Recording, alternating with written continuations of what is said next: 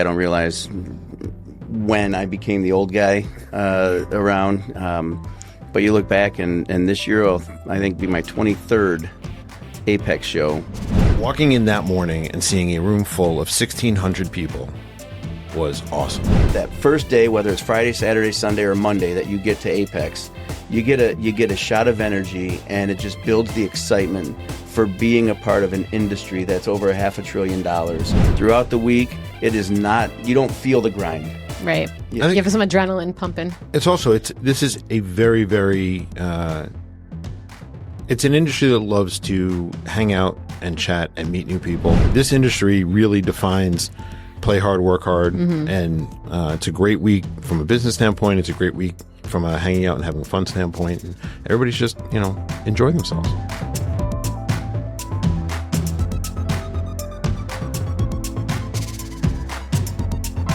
Welcome, everybody, to another Carpool Conversations. I have two of my teammates here with me today, and we're going to talk about AAPEX. Why are you looking at me like that? Teammates, friends, colleagues. Yeah. What's wrong with teammates? Industry, Two of the people I've known as long as anybody in my time in the aftermarket. Two people who helped bring me into auto care. No, teammates. I don't regret this at all, guys. I'm really glad we're doing that. How impersonal was that? And we're just getting started. I know. Buckle up. These two obnoxious voices you hear are Ted Hughes, Executive Director of AWDA and Senior Director of Community Engagement. Welcome, Ted. Thank you, Jackie. I think you get the world's longest title award. Congratulations. And then Mark Bogdansky. He is the VP of Trade Shows and Community Engagement and largely responsible for the AAPEX Show, which is what we're going to talk about today. So just to kick us off, what are you guys' favorite... What is it? Favorite thing to do at AAPEX or favorite memory? Before we get there, Jackie, can I also add that we're going to talk about the AWDA Conference as well? Yes, we will cover that as well. It's a big part of it. Mr. AWDA. No, it's part of AAPEX. So to answer your question, my favorite memory, and I like to say I don't realize when I became the old guy around. But you look back, and this year will, I think, be my 23rd AAPEX Show. And I don't feel like I'm that old. I look like I'm way older. But looking back over that, there's so many great memories. And to try and narrow down one memory, I think 2016, I was working with Firmala at the time, and we were launching a new major product. And we really wanted to put it on the map and make a statement. And we had the ability through some great partnerships to bring Richard Petty into a year-long promotion that was announced at that AAPEX. And so having the king of really motorsports, but especially NASCAR in North America, in your booth, talking about your company and the relationship that we had, and to see that just the sea of people at the time was the culmination of a lot of hard work by a lot of people, and more than any other, I think, over the last 20 plus years, looking back on that one, it really stands out as something great, and I'm really proud of it. What was Richard Petty like?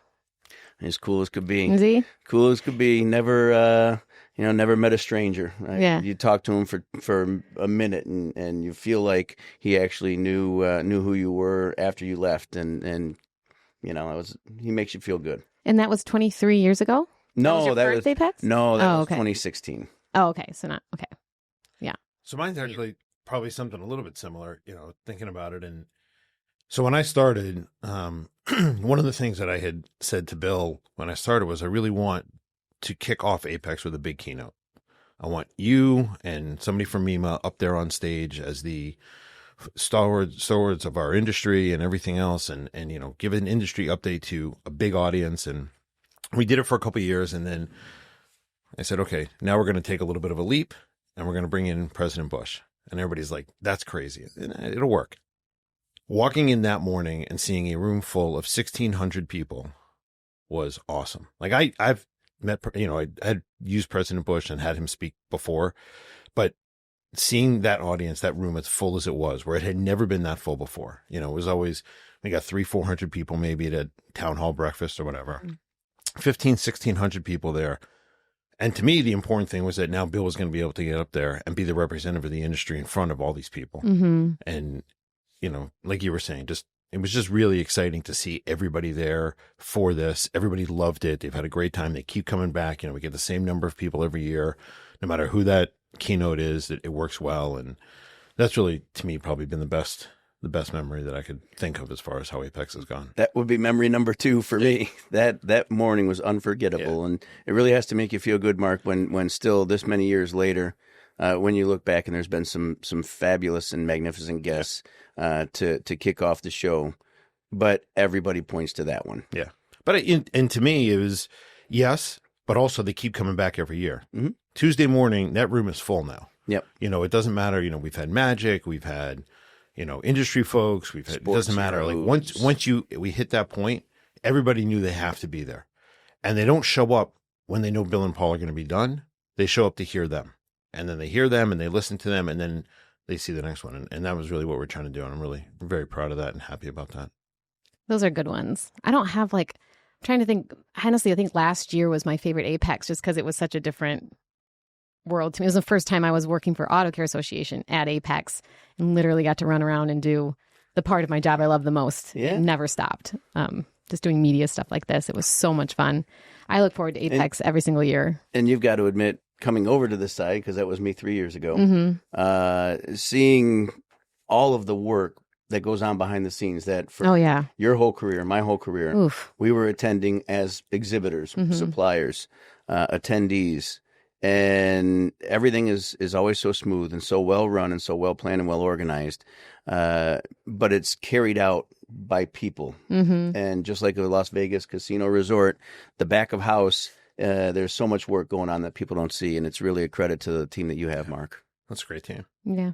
Couldn't do it alone. And it's really like what the perspectives around the table are really great. Yeah. So Ted and I were members and and I would say we were both exhibitors at AAPEX for several years before coming on this side. So we have a really good perspective and some advice to give for AAPEX exhibitors. And Mark, you're here, kind of the expert of AAPEX, and to give some advice to basically everybody. Talk a little bit about the show, which is kind of what I want to lead off with. Is just kind of what's new this year. What can people expect that they haven't seen before? Yeah. So as somebody described it to me the other day, we are making the biggest change to AAPEX since we moved it from Chicago to Vegas 30 some years ago this year. So new this year, like a lot of other shows in our industry, we are actually going to be segmenting the floor based on very broad product categories.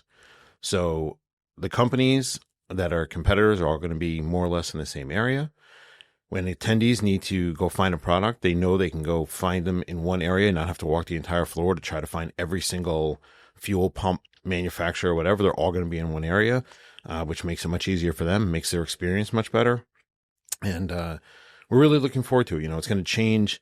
Everybody has said to me, you know, one of the challenges we have with AAPEX is that you come to AAPEX every year and, you know, the skin is a little bit different, but it looks the same because the same companies have been in the same booths forever.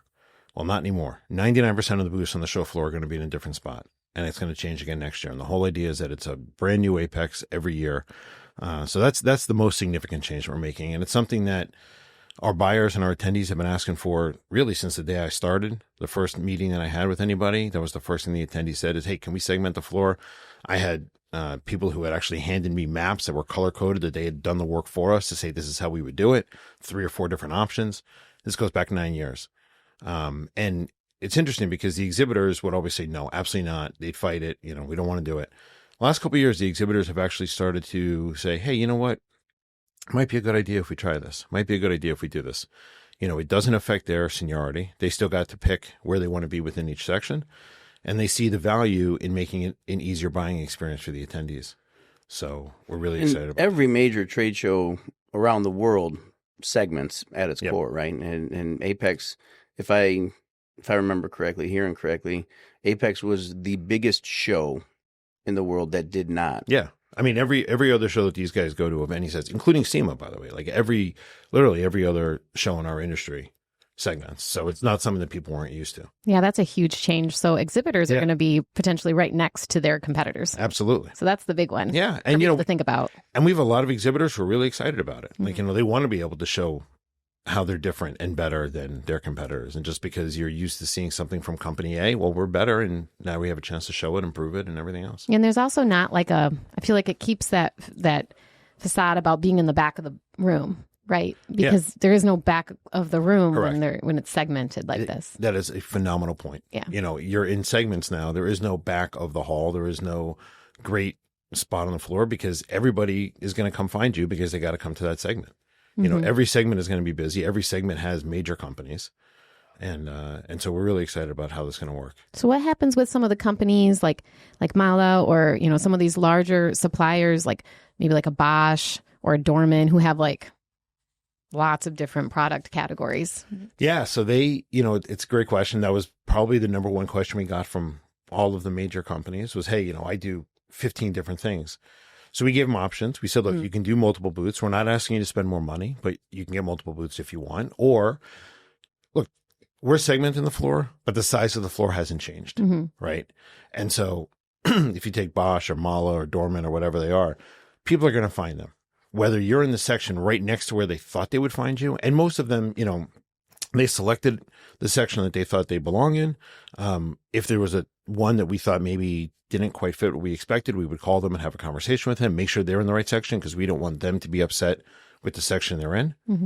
And everybody's going to find you on that floor, right? The floor is still the same size. So when you walk in, it's still just across the hall, whether it's in a different section or not. So everybody's going to find Dorman. Everybody's going to find Mala. Everybody's going to find Bosch. Everybody's going to find every company that they want, you know, and I think pretty quickly there was a lot of trepidation. That was the biggest pain point, most, you know, trepidation from the exhibitors. And I think very quickly when they started to see how the floor plan came together, they're like, yeah, this will work. Yeah. And we're good. Well, that'll be interesting. What else? What else is new? What else is new? We're bringing in food trucks. That's the exciting. That's, you know, it's funny. Every time I go into a meeting and they're like, what's new? And they're all ready to like ask me all this question. As soon as I say food trucks, like everything else stops. And yeah. Lisa Fauché was cracking up because we were in a meeting together and I said food trucks. She's like, they lost their minds. They forgot everything else, you know? You know, one of the biggest challenges that we have being at the Venetian in Vegas is to get lunch and not have to eat the concession stand food in the middle of the show floor, but to get always only ever done out of necessity. Right. Exactly. So in order to get lunch, whether you're an attendee or an exhibitor, you got to get off the floor. You got to walk 10, 15 minutes. You got to wait in line because everything gets busy. You got to sit down and eat. Even if you go to the food court, it's a mile, you know, whatever. So we're actually going to be bringing in food trucks. We're going to have them on the show floor as part of level 1 in Hall G. And what this does is now it keeps the attendees on the floor. So if an attendee wants to grab a quick lunch, they can go over there. We still have our free buyer lunch over at Caesars, but if they want to grab a quick lunch while they're at the Venetian, they can do that downstairs. And it's also really good for the exhibitors because now, you know, you used to plan a booth. You have to plan breaks and lunch breaks for your staff. Well, instead of planning a half an hour or 45 minutes, hey, go grab a bite to eat, come on back. It used to be you'd literally have to plan an hour and a half for, you know, your staff to be able to go out and grab lunch, which is a pain when you only have an 8-hour show to start with.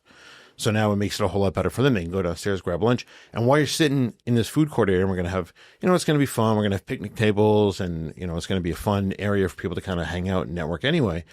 Might be a great place to have a conversation. You never know who you're going to see there in the conversation. So the exhibitors are really excited about it. The attendees are excited about it. So that's really a fun thing. I might actually eat this year. I feel like most of the day, like okay, if you find time to eat, then we're doing something wrong. Honestly, I feel like every year I have a liquid diet. I just never get to find food. So we'll see. Maybe this year's different. Those the liquid diet that let's save all circle different bar. Kind of liquid diet. Let's save circle bar talk for Auto Care After Dark. Different kind of liquid diet. Yeah. We're doing a brand new student competition this year. You know, one of the things that we are trying to do is really show. You know, everybody talks about the future challenges, getting more technicians into the industry and the future workforce and all that. Well, we're trying to show more and more students just how big the industry is and what is all involved. And, you know, if you go to a local Votech school, it's a lot bigger than just the shop or the dealership you might go work at. It's a huge industry. It's a global industry. It's whatever billions of dollars we are these days.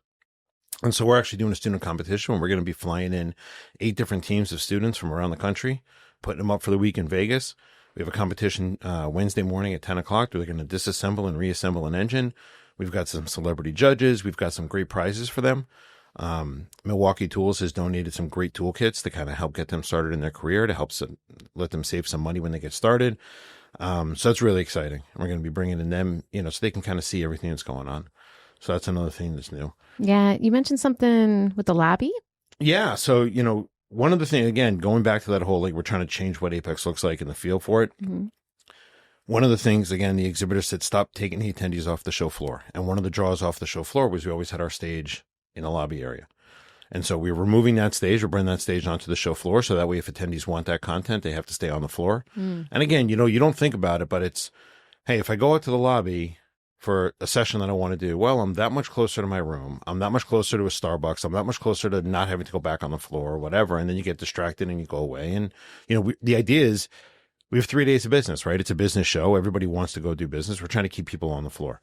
So we're changing up the lobby. We're going to do it. The product showcases are going to be there. New this year, it's going to be all product. It doesn't have to be new products.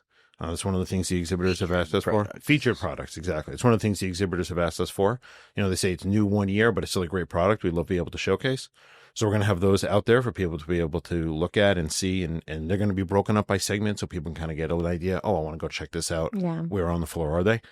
And then we're going to do some different themed areas for different kind of seating, because there are people who still want to be able to grab a bite of lunch and sit down, or have a little bit more of a quiet conversation than you can have standing on the trade show floor. There isn't a great place to sit and have a conversation on the show floor, so they want to be able to sit and have a conversation.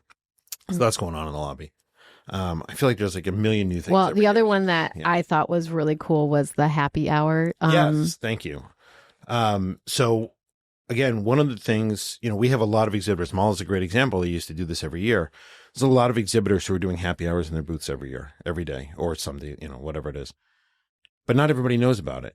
And you do them not only to try to draw your current customers, but you put a bar in your booth because you go, okay, people are going to hear booze, liquid diet. I want to figure out where they are. Well, we said, you know what?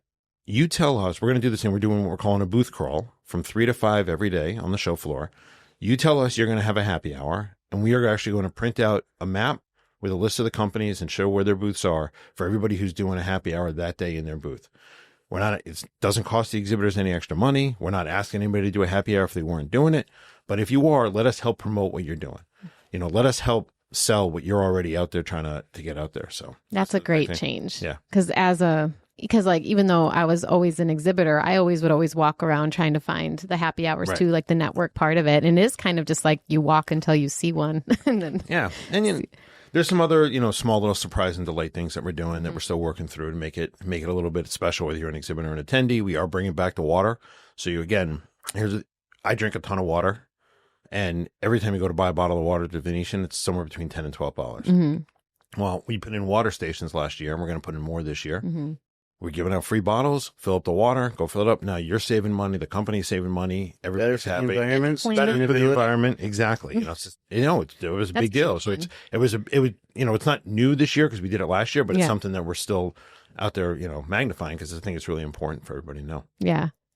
Yeah. So, and then let's get into AWDA a little bit, and then we'll talk about kind of some advice and tips and tricks for both exhibitors and attendees at both of these shows. But what's going on at AWDA? What do people need to know? Yeah, coming off of what has been our most successful AWDA conference in years, and special thanks to all of our friends at APSG for bringing their conference into the AWDA conference.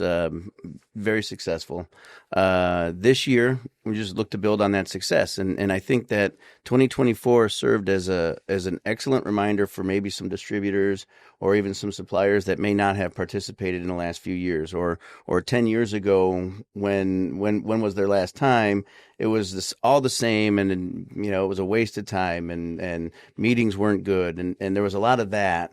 Over the last 10 years, I think mostly due to the distributors working with the suppliers to make the meetings better, introducing things like meeting scorecards and having advanced preparation where you know fill rates, you know how business is, you know revenue up, revenue down, you know how programs have performed and things like that. And so having that advanced preparation over the last 10 years has grown to a level where now it is the worst comment you hear is it was really good. I mean, usually it's better than ever, so productive, excellent meetings across the board. And again, I think it's a product of the collaboration, but overall, the AWDA conference is the one place throughout the year where you can go as a distributor and meet with every single one of your key and major suppliers. Mm-hmm. And there, groups have events throughout the year and whatnot, and those are all great as well. Mm-hmm. But when you look at the timing, the beginning of November, end of October, and having that ability to talk about the year that was, I mean, fiscal year regardless, the year that was, November is the perfect time, but it's also the perfect time to talk about the year that's coming, the opportunities to share and really dig into those on a one-on-one basis, exclusively for 45 minutes at a time. Just for people who may not have a clue what AWDA conference is, you want to just lay out what the event is like, Yep. Yeah, happy to. This year will be the 79th version of the AWDA conference. Ted's only been to about half of them. So. and so what it was designed to be was at its core exactly what it is today, to bring in the industry's biggest and best suppliers, to bring in the independent distributor from across North America, to have in one forum, one setting, the ability to have one-on-one meetings with all of them over the course of 2 days. And do it all in one place. Mm-hmm. It's all in hotel rooms. Yep. Kind of like one or two floors, right? Yep. The suppliers, the supplier side, manufacturer side are the meeting hosts, if you will. They're the ones that have the suites, and they're right in. We've over the years, Mark, worked to make it the most efficient as possible. Is on floors 4 and 10 strategically, because those are the 2 floors that every elevator in the Venetian can get to. So you don't have to wait for one particular bank, because when it's meeting exchange time, the hallways and the elevator banks get really crowded. Mm-hmm. So having that ability to take any elevator is great, and that's a change that's happened over the last few years. Yeah, that was Leah Jones. I had nothing to do with that. That was Leah, yeah. Her. But I the only thing I'll say is, we talked AAPEX is a business show, right? People come in. If you're a distributor, AWDA is a must-attend event, an absolute must, because it gets your week started right. You have those business meetings where you can meet all of your current suppliers. What are the reasonings? Do we have any specific reasonings why people might not attend? What? I just feel it's such a no-brainer. I would leave that to Ted, because to me it's a no-brainer. But you start there. If you're a distributor, you absolutely have to be at AWDA, because you get to meet all of your current suppliers, and then you can spend the rest of the week meeting all the new ones. And it's everybody who does it says it's if not the best part, or it's one of the best parts of the week for them. And I think it is a huge, we started off and you said AAPEX, and we said, well, we're going to include AWDA. To me, AWDA is part of it. It's part of that whole week. Yeah. It's the Sunday, Monday, right before AAPEX starts. So it leads right in. It gets everybody going in a really good level. Sunday, Monday goes, and then we kick off AAPEX Tuesday morning with the keynote. Yeah, and it speaks volumes. And to answer your question, some of the things that we were, like I said before, I used to go up to 10 years ago, and I stopped going because I thought it was a waste of time. And that's what I heard the most coming out of last year, was people that had not had attended in several years couldn't believe the difference in efficiency and effectiveness of the meetings. I've heard things like, well, I'm big enough that if anybody wants to see me, they come talk to me directly. And even people that have said that over the years, once they do participate, again, you're not talking about low-level, mid-level managers. Your AWDA meetings are C-level. Mm-hmm. And you're doing how many of them over 2 days? Yeah, over 20. Right. So you're getting 20 meetings. Yeah, the companies would come see you if you're that level. Absolutely. But then you have to schedule it out, and it's a whole day. And there's a reason that the big companies still come to AWDA, correct, even though you're knocking out 20 of these really, really high level, very important meetings in 2 days. Yeah. And you're not going to do that anywhere else. I don't care how who's willing to come to you, who's willing to do whatever. It's going to be the most efficient way of using your time to plan correctly. It's time efficient. Yeah. Well, Cost efficient. Yeah, And another thing is with technology and Zoom meetings and Teams meetings, I can meet with any of my suppliers virtually anytime I want. I always this is my favorite one to use. We're all on virtual meetings all the time. Yeah. Across the industry, around the world. How many times do you casually and look on? I didn't bring my phone in for the specific reason of I don't want to get distracted. I said that before, right? So I didn't have my phone to get distracted. But think about it: when you're on one of those calls, you get a message, whatever. You're on two monitors, and you look at your email over here while you're on the call over here. That doesn't happen in person. So people that say, gotta start watching Ted more in these meetings, man. So Clearly, he's not paying attention to these meetings we have. when people say, as long as the backdrop doesn't fall, that looks like I'm in an office. But, as much as people say that they're as effective, when you're in person, you're not looking at your phone. I mean, in person carries a respect level where you are dialed in and you are paying attention. And there's also conversations that just happen because you're in person. And that relationship building. Yeah, I mean, the relationship building is a gimme. Building. Yeah, absolutely. I mean, it's a whole lot easier to build trust having a conversation with someone in a room. I mean, look, we were recording this and you said, I'd love to do it while we're all together instead of having to record this virtually. But it's just a better conversation. Yeah. Whether it's something like this or a business conversation, it's a better conversation when you're actually sitting face to face and when you're trying to. Yeah, and you guys are actually kind of nicer virtually. I probably did this wrong. You weren't saying that before we started. Sure. But something we were going to talk about is some advice for these things. And Ted, you kind of touched on one of them that's really important. And if anyone has attended AWDA and didn't feel like they got a lot out of it, honestly, on either side, we mentioned prep. Yeah. And how important that is to like truly take advantage of, the APEX side of the show, but also AWDA. So is there any advice on just prepping, like what both either the exhibitor needs to do or the attendee needs to do to really make sure that they make the most of this investment that they're making? I think from an attendee side, I'll let Ted speak to the exhibitor side, but from the attendee side, if you are waiting till you get on the plane to come to APEX to start prepping for it, you're already behind the eight ball. It's a big show, and it sounds like it's a lot. It's 3 days. It's not. And if you have to figure out, I'm going for what your priorities are. So my priority is a fuel pump first, brake pad second, filters third, whatever, right? And figure out, okay, who do I want to see? I got to make sure I can see them. If you get an opportunity, reach out to the companies you want to meet and say, hey, do you have time to meet? I guarantee you any exhibitor is going to meet when you want to meet if you're a buyer. Right? If a buyer calls up an exhibitor, you guys are both exhibitors. If a buyer called you up and said, hey, can you meet Tuesday at 10 o'clock or Wednesday at 1 o'clock? You're going to, absolutely. Yeah. Yep, absolutely. Prep so that way, and they know then that you're interested, but figure out who, take a look at the list, who's going to be there. Prep not only who you want to see, if you can schedule meetings, that's great. The other thing is don't schedule out every single waking moment of the day. There are things that are going to happen during the day that you just want to be able to check out. New this year, we have a band in our lobby, right? It's going to be a live band playing the whole time. There's going to be times where people can go and sit in with the band if you play an instrument. You can sing if you want to do karaoke. Fun things. Leave time for a few other fun things. Leave time to walk the floor. You want to be able to go hit the companies that you want to hit, but you got to be able to walk the floor and see what else is out there also. Leave time because there's going to be conversations, right? Mm-hmm. I'm going to run into Jacki. I haven't seen Jacki in 6 months, a year, whatever. I want to have a conversation. If I've scheduled every single minute, it's not going to work. But prep before you go in there to know who you want to see. Schedule as many meetings as you can, but have an idea priority-wise. Okay, these are the ones I want to do. These are the ones I don't. Because again, if you get on the airplane and you're like, all right, I'm going to download the app right before I get on the plane. I'm going to start. It's just you're going to run out of time quickly. I could have used that scheduling advice last year. I felt like I was running. Well, we had to let you go through it 1 year, and then we try helping you out. It's only uphill from here. Right. No, it's.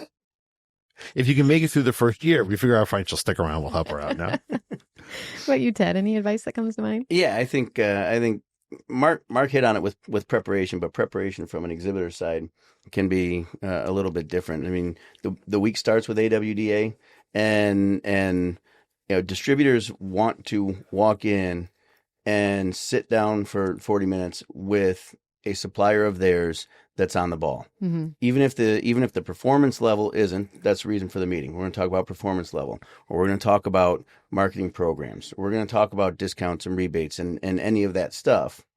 But if the factory, the manufacturer, isn't prepared and doesn't have copies of the numbers there, then the meeting's not going to be productive. Mm-hmm. So the preparation for 21 AWDA meetings is a little bit different than trade show booth preparation. Yeah.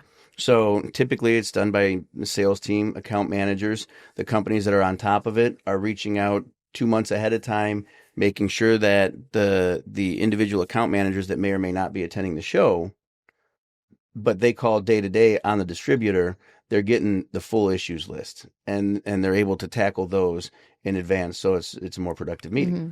So that's the AWDA side. Advanced preparation is quintessential to success. I think on the exhibitor side, on the AAPEX show floor, again, we talked about some people or some companies do a prep meeting, a booth worker meeting on Monday night before the show starts in the booth to go over talking points. Mm-hmm. Others do a meeting 2, 3, even a month out ahead of time to make sure everybody has all of the talking points. Mm-hmm. So when you're in the booth, regardless of the size of the booth, whether you have 1, 2, or 50 people working in the booth, everybody's operating out of the same playbook. Mm-hmm. And when that's the case, it makes for a better show. The other thing is companies have to do a good job implementing rules, so to speak, that there's a structure to the workers. Mm-hmm. Again, and whether it's 1, 2, 30, 50, knowing that everybody isn't going to lunch at the same time. Yeah. There's always people in the booth. And the most common one, and it happens especially later in the day, is employees or booth workers talking to booth workers. Mm-hmm. That's it's human nature. It's natural. They just kind of gravitate to one another and start talking about customers in the industry, and then it moves to family and kids. And before you know it, this conversation with 4 or 5 people that are standing in the middle of the booth has essentially blocked. Yeah. Right. It also makes it very dozens. It also makes it very uninviting. Yeah, there is an etiquette that needs to be taught. Oh, there is. I've had conversations with exhibitors where exhibitors will come to me and say, "We're not getting anybody in our booth. I don't know what's going on. All right, let's go take a look." Well, the booth next to them busy. His booth, everybody in the booth has. What's going on? So, what do you see that's different shirt. between? What's the difference between your booth and the next one? What do you see there? What are they doing? There's a guy in his laptop in the back. Are they on their phone? Are they on their phones? Are they talking to each other? No, they're out there. They're engaging. They're trying to talk to people. Everybody in your staff, they're all looking down at their phone. They're all sitting. They're all doing work. They're all talking to each other. You have to, like Ted said, you got to tell everybody there's got to be etiquette in the booth. You have to learn how to work in a booth. The prep goes the same way. The schedule meetings. If you can, reach out to your current customers, reach out to potential customers. Hey, come meet me. Mm-hmm. Even if you don't have an exact time, I'll be in the booth. Come find me. Everybody's always saying, honestly, everybody always says to the show, what are you doing to bring people in? I said, look, I'm bringing the people to the show, but I can't force them to come to your booth. Right. I'm going to bring them to the show. You need to do a little bit of work now to get them to your booth also. Yeah, and create that ROI and Correct. take it very, and very seriously. And we can help with some of that, but I can't force everybody to your booth. I'm getting people to Vegas. I'm getting people to AAPEX. So they're there. They're interested. They want to know more about your product, more about your booth. But you got to do a little bit of work also and kind of help along those ways. And that's the next thing too is to raise the attention, to raise the awareness of your booth. Whether we talked about at Mala, we were big on race car drivers, not just Richard Petty. Over the years, it evolved. We had John Forrest, Kenny Schrader, Vaughn Gittin Jr., Casey Curry. A lot of stars on 4, 2, and 4 wheels. Bring people in when you're in the automotive world. Mm-hmm. And so having that attention grab, whereas last year, I think it was Mila did the license plates, the European, the German license plates that they would do custom for you. They had a line in their booth. And so great, the lines at the booth, are they just getting the giveaway, or do you have a staff member there to walk them through the booth? Okay, you got this. Let's talk about. Don't put the giveaway right at the very front corner of your booth. If you're going to do a great giveaway, put it in the back of the booth where they got to walk through your booth to get to it. Because again, you never know what somebody is going to see. Mm-hmm. And if they don't need it now, they might need it in 6 months. They might need it in a year. They might need it in 3 years. But they're going to go, hey, I was going to pick up a license plate and I saw something 2 years ago, let me go find that company. Make the brand impression. Absolutely. Yeah. And the details matter. This will be the last thing for me on the advanced preparation, how to make it successful, is details matter. If you're going to be part of the happy hour, have a koozie with either your product or your brand on it, or something that is the extra mile, because every reception the bartender wraps a napkin around the drink. Well, that's a branding opportunity. Yeah.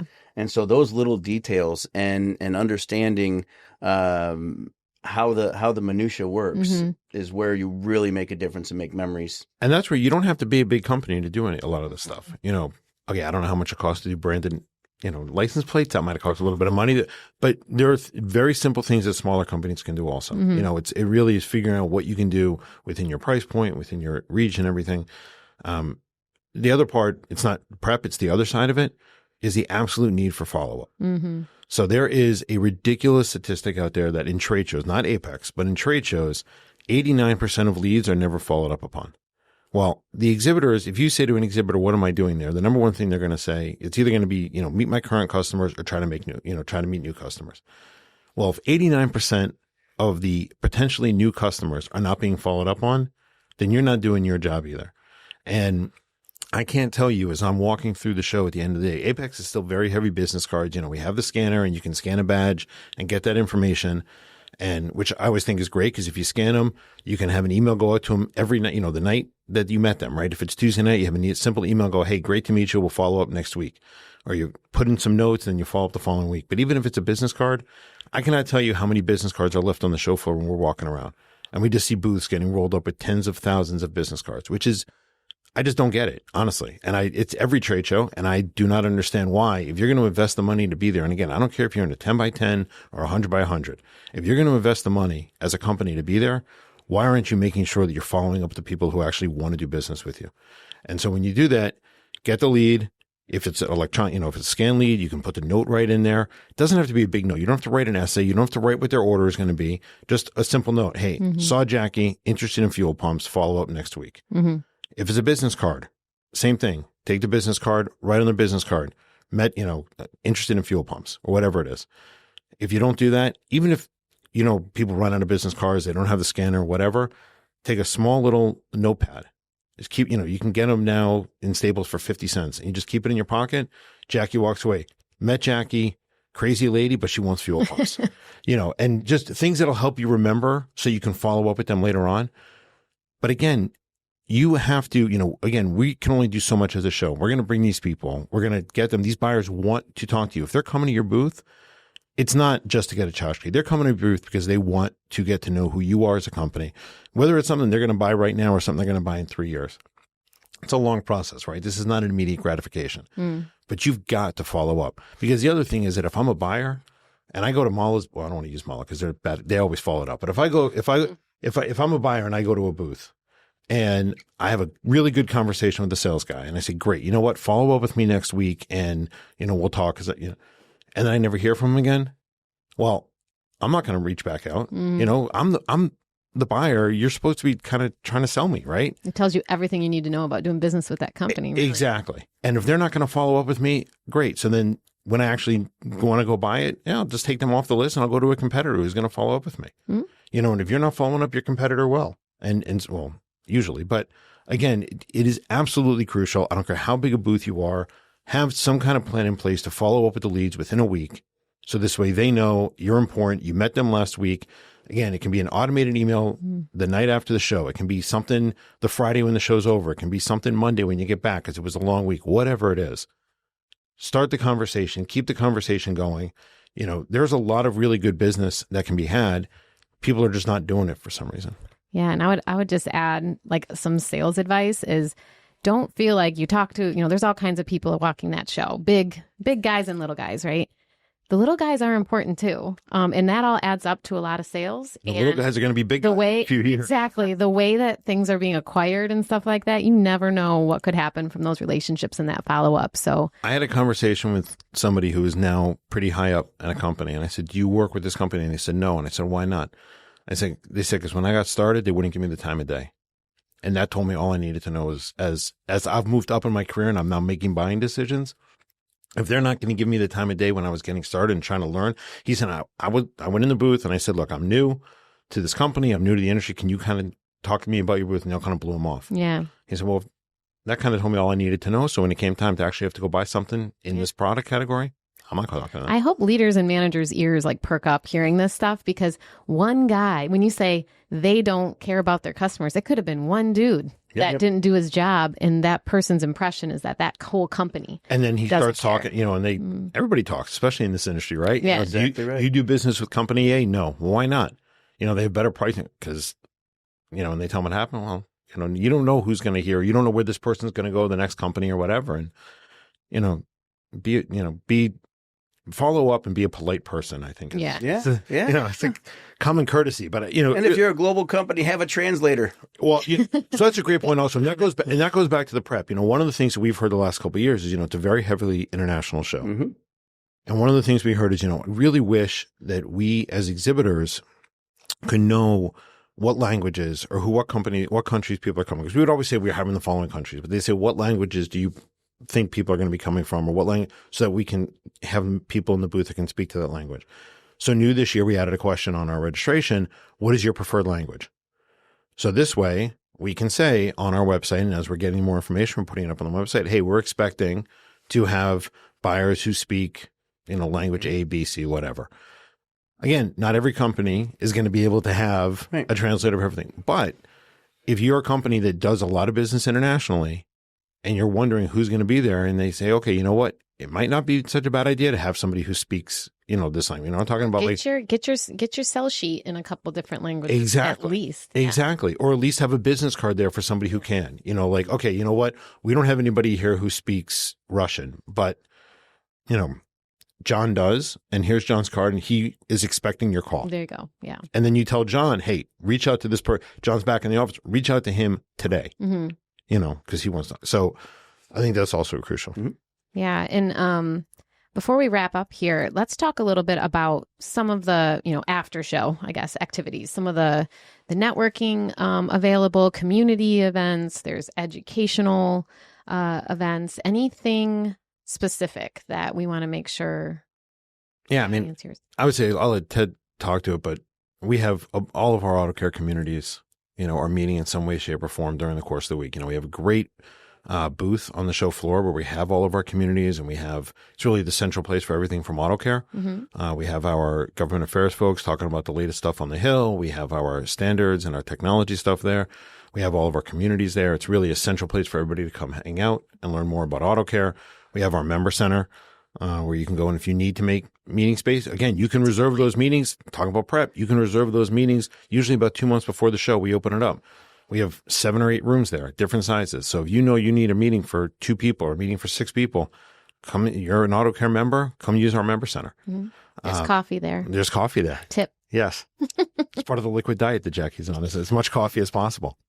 But then there's a lot of the community stuff going on also. Yeah. I mean, some of the communities have mainstays to the show week, like the import vehicle community and the fabulous networking reception, which really is fabulous. It really is fabulous, and every year I walk in and think, my gosh, this is a large community. So many people here, but it's one of the most popular of the receptions. So there's still consistency. Women in Auto Care Wednesday. They're changing up their schedule a little bit. They are. They're doing the awards at the breakfast this year, which is going to be an exciting change. Yep. Okay. Yep. And once again, breakfast has really grown. But again, it's also a matter of they're saying, okay, you know what? We were doing the awards during the day, and it's a whole lot of people who don't want to have to be off the floor. Yeah. Whether you're an exhibitor or a buyer, you don't want to be off the floor. So can we do this during breakfast so we can get to the reception at night? Yeah. No, and as good and well located as the AAPEX stage is, there's so many people that want to see those awards, and they're so popular that to get close enough, it was getting to be a challenge. Mm-hmm. But you're right, Jacki. The breakfast has grown every year. I mean, no matter how big the venue is or the room is, it sells out. So make sure if you want to attend, you get those tickets early because it has sold out. I think each of the last that was a 3 shock years. to people this past year or two because it used to just be a small get together at a restaurant, and then it It keeps morphing. And then the awards, as Mark mentioned, moved from the afternoon that led into the reception. The reception is still there. Okay. Still same time, I think, same place. So they'll have the breakfast in the morning, have the awards at the breakfast, which is going to be awesome for them. And then the Women in Auto Care reception after the show ends. And then, you can count on a Yang event. Oh, yeah. We're working on some details for that. Even on the AWDA side, there's going to be a big announcement coming soon, something to kick off AWDA that we haven't done before. Cool. So that's kind of, when you look at, you go to AAPEX for products, you go to AAPEX for processes, but you also go to AAPEX for people. Mm-hmm. And whether it's the AWDA Conference or the AAPEX Show, taking advantage of meeting opportunities, Mark, you mentioned, just walking to your booth. If you're working in a booth, you'll see it's so many people, and it'll take a 10-minute walk to an hour-long walk. So those are things that you have to allow for, but you have to take advantage of them as well. Mm-hmm. I mean, every year throughout October, for 23, what will be 23 AAPEXs now, I think, AAPEX is coming, AAPEX is coming, AAPEX is coming. I'm cheering. But the funny thing is, really, I'm so surprised. But the funny thing is when I get off the plane at Harry Reid International, what was McCarran Airport, right, and the first person I see, even at the airport, it's such a shot of energy. And that whole few weeks I spent thinking about Vegas for a full week, and oh boy, the grind and all of that. It is a grind. Yes. And the week or so after the recuperation and the recovery is another story. The industry is kind of quiet that next week. Right. But in an instant, that first day, whether it's Friday, Saturday, Sunday, or Monday that you get to AAPEX, you get a shot of energy, and it just builds the excitement for being a part of an industry that's over $500 billion Mm-hmm. and represents over 5 million people Yeah. annually. And over the years, you start to know them all. You make a lot of friends. I mean, we were friends long before we worked together, and that's through experiences like that. And so throughout the week, it is not, you don't feel the grind. Right. Yeah. Give us some adrenaline pumping. This is a very, very, it's an industry that loves to hang out and chat and meet new people.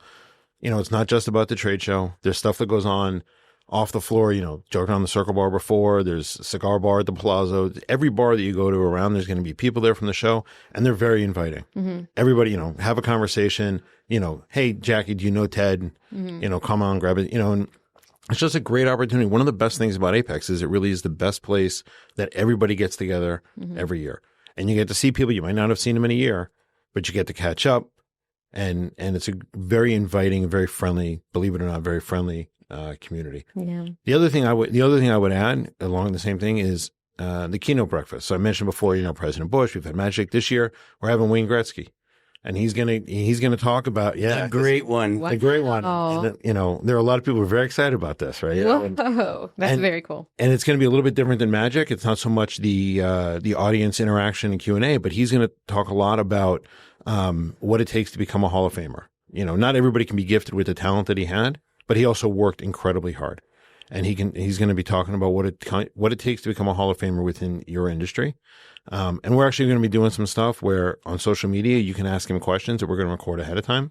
So look out for that. So if you have a question for Gretzky, it doesn't have to be business related. Any question you want, take a look at that. And you'll be able to ask him a question. And I'm just assuming you also put in the contract to be on the podcast. So that's going to be really exciting for us. Is there an edit function that we can delete this question out? All of a sudden, my mic stopped working. I don't know what happened. Wayne. Yeah. No, so it's very exciting. Yeah, that's but great. Again, cool. and so like you were saying, just having conversations, right? It's a conversation Tuesday morning for breakfast. So if you're at AWDA, it's a wrap up. If you are just getting there, it's a great way to kick off the week and meet people. And if you have a table, great. If you need a table or you need a ticket, there are always people who have there are all people who have seats, and it's just another great way. It's 1,600 people in the room. You get a chance to everybody. The first hour is literally everybody waving to each other across the room and going over and shaking hands and saying hi because they haven't seen them in however long. So. Yeah. Well, Before we wrap up, I usually like to go around the room and just get your one takeaway. But one more tip that we kind of touched on in our pre-meeting is kind of around the lines of just taking care of yourself that week. Don't try the liquid diet. Wear different shoes. Try to eat something. Wear different shoes every day was your good one. Do not wear one pair of shoes all week. Yeah. They don't have to be every day, different pair or whatever, but there's some physical, it's actually been scientifically proven, and I don't know anything about it. But if you change shoes every day, even if you just alternate, it's supposed to help with, by the end of the week, you're not crippled. And it's a desert, so hydrate. Use those water stations. Use the water, please. We have them there. We have them there for a reason. Use the water. It gets dry quickly. You don't realize that. Yep. It's another thing. You don't realize. Wait till you're thirsty. It's too late. Exactly. And you wake up in the middle of the night and your whole body feels like a raisin. What's going on? Yeah. Mm-hmm. You got to make sure you're drinking a lot of water. Yep. Get some sleep. And maybe a secret that a lot of people try to keep to themselves, but get the humidifier. Yeah. Humidifier in the room makes a huge difference. Every hotel has them. And even if they happen to have given them out for the night or sold them for the night or whatever, if I'm not mistaken, I think Walgreens or a store, there's a place on the strip that sells them probably even cheaper than the hotel rents them for. I don't think Jacki knew about that because you said the humidifier. She was like, "Oh, I got to do that." I was like, "See, Jacki, we're here to help you. We're here to help you also." Unfortunately, we just told all of the many listeners. Jacki, year two, Jacki. I told you, year two, we're all going to help you out now. We had to make sure you could handle it on your own, and now you know. You can go get that check from Walgreens now. Right, exactly. That's right. So, and those are absolutely valid. Hand sanitizer, all of the things, because it is a grind, but it's a hell of a lot of fun. Breath mints. And I think that really sums it up well. It's a rough week, whether you're doing AWDA and then AAPEX or just AAPEX or whatever it is. It's a rough week, but it's a fun week. Yeah. This industry really defines play hard, work hard, and it's a great week from a business standpoint. It's a great week from a hanging out and having fun standpoint, and everybody's just enjoy themselves. Yeah. Yep. And whenever you're listening to this right now, rest assured that the AWDA conference will be here before you know it. And I would be remiss if I didn't mention the excitement for the AWDA general session. Absolutely. Every year, Sunday night after the first day of meetings. It's one of the most well attended events of the week, and it's getting more popular every year because Ted headlines it. I think the prince of the aftermarket. I think it's because Ted's committed to keeping it to 45 minutes. But in that 45 minutes, we have 4 prestigious AWDA awards, some of the biggest ones in the industry, and having that signature event, so to speak, to really kick off the week is one of the best nights of the year for me. Well, let's take it around the room real quick. So people probably take away one thing from this conversation. What does everybody hope that is? Most important thing. Prep for everyone, but honestly, if you're an exhibitor, make sure you're following up. Make sure you follow up. I cannot stress that enough. The exhibitors are always looking for ROI and value and everything else. Number one thing, help yourself and make sure you're following up. Yep. For me, it'd be keep an open mind. I mean, it's common for people to say, "Oh, AAPEX is the same every year." Well, this year you described a huge change to the framework of AAPEX, and in a world, as you talked about at the front with collaboration, having the ability to come together and work together only happens if you have an open mind. There's so many consolidations. There is so much technology that rolls through that when you think about it, it's nowhere near the same show that it was even 5 years ago, let alone 10 or 20 years ago. And if you say that it is the same, then that means you're lacking the open mind. And so something that you think makes no difference at all is what your competitors are doing. And the next thing you know, you're spending the next 1, 3, 5 years looking up at them because they had the open mind. Mm-hmm. And I think mine is just for anyone who goes, whether you're on the exhibitor side or the, just more attendee side, take advantage of it and make sure your employer knows what you got out of that. If you want to be able to go again, take advantage of it. Use these networking events.